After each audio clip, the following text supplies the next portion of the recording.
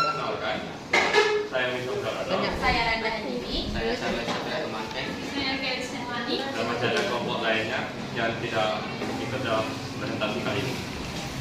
Sebelum kita membahas tentang daun karbon, kita harus mengetahui dari mana daun karbon itu berasal yang akan dijelaskan oleh Charles. Apa itu biogeokimia? Biogeokimia adalah unsur-unsur yang mengalir dari komponen abiotik ke komponen biotik, lalu menuju kembali lagi ke komponen abiotik. Nah, siklus inilah yang disebut dengan biogeokimia, yang melibatkan organisme dan reaksi kimia di dalam lingkungan biogeokimia, lingkungan abiotik. Ada beberapa jenis daur biogeokimia, yaitu daur karbon, daur nitrogen, daur belerang, daur oksigen, daur fosfor, dan siklus air. Apa itu daur karbon? Daur karbon adalah sirkuit biogeokimia untuk pertukaran materi. Biasanya senyawa yang mengandung karbon atau biosfer. Antara biosfer, perisfer, biosfer, hidrosfer, atmosfer. Dua daur karbon ditemukan oleh para ilmuwan di Eropa, yaitu Joseph Priestley dan Antonin Lavoisier. Dan bersama dengan air dan nitrogen adalah bagian dari siklus yang memungkinkan keberlanjutan kehidupan di bumi kita. Selanjutnya akan dijelaskan oleh Kim. Baik, saya akan menjelaskan proses terjadinya daur karbon. Nah, dalam daur karbon itu terdapat 5 proses. Yang pertama itu proses fotosintesis. Daur karbon dimulai dengan proses fotosintesis yang dilakukan oleh organisme autotrof. Apa sih itu? Apa organisme autotrof ini? Organisme autotrof ini adalah contohnya tuh kayak ada tumbuhan, alga, fitoplankton yang hidup di air, dan juga bakteri. Jadi organisme autotrof ini akan melakukan fotosintesis menggunakan sumber energi matahari. Kemudian mereka akan mengubah karbon menjadi gula. Nah, gula inilah yang kemudian akan digunakan sebagai makanan tumbuhan dan untuk membangun seluruh tubuh autotrof. Yang kedua, rantai makanan atau karbon berpindah. Nah, pada proses ini karbon berpindah dari organisme autotrof ke organisme heterotrof. Apa sih organisme heterotrof itu? Nah, organisme heterotrof itu adalah organisme yang membutuhkan karbon untuk bertumbuh, untuk berkembang. Contohnya tuh kayak kita, manusia, binatang, dan makhluk hidup lainnya. Jadi karbon tuh cara berpindahnya tuh kan organisme autotrof tuh memiliki karbon. Nah, organisme autotrof tuh berada di rantai makanan terendah. Jadi dia dimakan oleh makhluk lain. Setelah dimakan, maka karbonnya tuh akan berpindah dari organisme autotrof ke organisme heterotrof. Oke, ada respirasi atau pernapasan makhluk hidup. Molekul karbon akan dikeluarkan ketika makhluk hidup menerima oksigen. Jadi makhluk hidup tuh menghembuskan karbon dioksida ketika respirasi. Nah, pada saat inilah karbon di dalam tubuh makhluk hidup itu kembali ke atmosfer. Bocoran-bocoran. Selanjutnya, yang keempat, proses dekomposisi. Dekomposisi atau proses penguraian sisa-sisa makhluk hidup. Sisa-sisa makhluk hidup itu dapat berupa organisme mati, tumbuhan layu, dan juga kotoran makhluk hidup. Nah, nanti dia akan diuraikan oleh bakteri dan juga fungi. Setelah diuraikan tuh, dia diuraikan menjadi bentuk yang lebih sederhana, berupa bisa gas-gas dan bentuk-bentuk lainnya. Salah satunya tuh karbon. Nah, setelah diubah tuh dia karbon dari makhluk hidup itu dilepaskan ke tanah dan juga udara. Yang terakhir yaitu pembakaran bahan bakar fosil. Ketika bahan bakar fosil itu dibakar, dia akan mengeluarkan gas-gas emisi gitu. Nah, salah satunya itu gas karbon. Tapi sayangnya kan gas karbonnya dapat menyebabkan pemanasan global kalau berlebihan. Meski begitu, setiap karbon yang dikeluarkan nanti akan kembali digunakan oleh seluruh makhluk hidup dan kehidupan yang ada di bumi. Selanjutnya saya akan memotretkan ini kayak gambaran dari prosesnya. Jadi kita akan melihat langsung contoh. Pertama tadi ada fotosintesis ya. Kita lihat contoh Selanjutnya kita bahas yang kedua. Enggak. Yang kedua itu tadi proses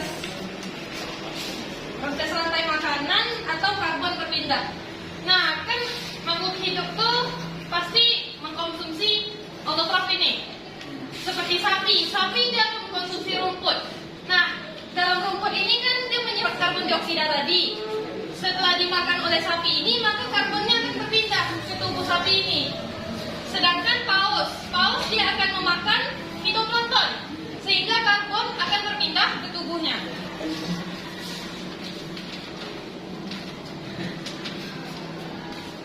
Selanjutnya ada respirasi atau pernafasan makhluk hidup. Tadinya mereka sudah menerima karbon kan? Sekarang mereka akan mengeluarkan oksigen.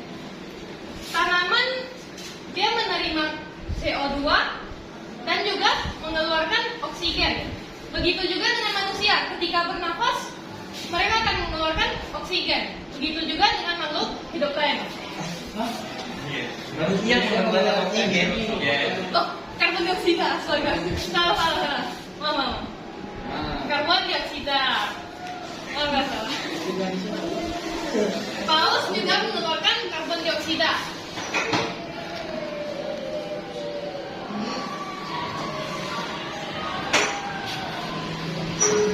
Selanjutnya kita bahas dekomposisi. Nah, pada tahap dekomposisi, pada sisa-sisa tubuh makhluk hidup, mereka akan diurai dengan fungi dan juga bakteri. Mereka diurai menjadi karbon. Nah, dari karbon inilah mereka membentuk bahan fosil, yaitu batu bara, contohnya di sini. Nah, batu bara ini kemudian akan digunakan manusia menjadi bahan bakar fosil, yang kemudian akan digunakan dalam kehidupan sehari-hari. Nah, pada sini saya menggunakan contoh pabrik. Pada pabrik kita menggunakan bahan bakar fosil sebagai untuk menjalankan mesin pabrik. Nah, ketika mesin pabrik itu berjalan, maka terjadi proses pembakaran yang menghasilkan gas. Gas yang dihasilkan itu ada banyak. Ada karbon dioksida dan juga asap-asap.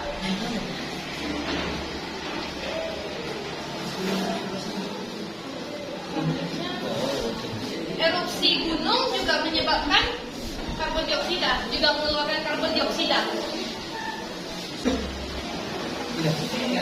Terima kasih penjelasannya, Kelly.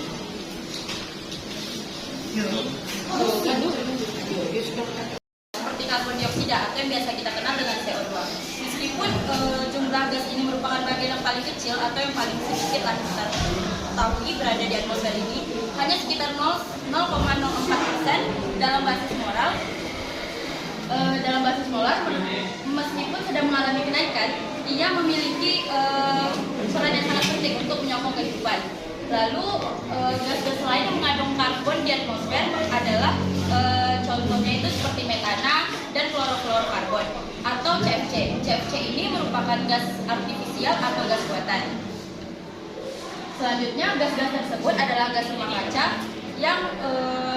yang konsentrasinya di atmosfer telah bertambah dalam dekade terakhir ini dan juga berperan dalam pemanasan global. Selanjutnya ada karbon. Ini karbon diambil dari dari atmosfer dengan berbagai cara. Salah satunya matahari.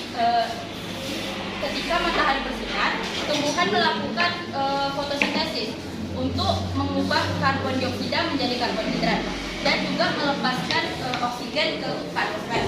Selanjutnya, pada permukaan laut ke arah kutub, air laut menjadi sangat dingin dan CO2 jadi mudah larut. Dan di laut bagian atas atau upper ocean, pada daerah dengan produktivitas yang sangat tinggi, organisme membentuk jaringan yang mengandung karbon. Beberapa organisme juga membentuk cangkang karbonat dan bagian-bagian tubuh lainnya yang keras. Sehingga proses ini akan menyebabkan aliran karbon menjadi ke bawah. Dan yang terakhir ada pelapukan batu sedikat.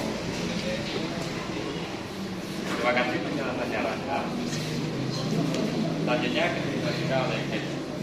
Nah, saya akan membahas karbon dapat kembali ke atmosfer dengan berbagai cara. Di sini kami sajikan 6 cara. Yang pertama itu melalui pernafasan atau respirasi makhluk hidup. Yang kedua melalui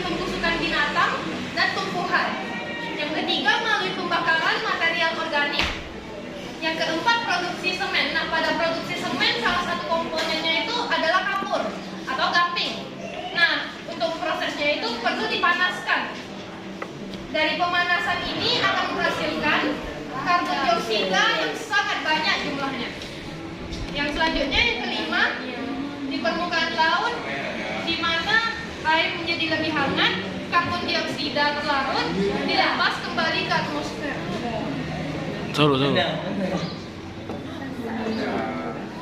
Yang keenam, erupsi vulkanik atau ledakan gunung berapi. Nah, erupsi vulkanik atau ledakan gunung berapi ini akan melepaskan gas ke atmosfer. Gas-gas tersebut termasuk uap air, karbon, dan belerang. Terima kasih penjelasannya Kelly. Selanjutnya karbon di laut yang akan saya jelaskan. Nah, laut itu mengandung 36.000 gigaton karbon, di mana sebagian besar dalam bentuk ion karbonat. Karbon organik yaitu senyawa karbon tanpa ikatan karbon-karbon atau karbon hidrogen adalah penting dalam reaksi air di dalam air. Permukaan karbon ini menjadi penting dalam mengontrol pH di lautan dan juga mengubah sebagai sumber atau lumpur karbon. Nah, karbon siap untuk saling dipertukarkan antara atmosfer dan lautan. Pada daerah upwelling, karbon dilepaskan di atmosfer. Sebaliknya, pada daerah downwelling, karbon atau CO2 dipindahkan dari atmosfer ke lautan. Pada saat CO2 memasuki lautan, asam karbonat terbentuk.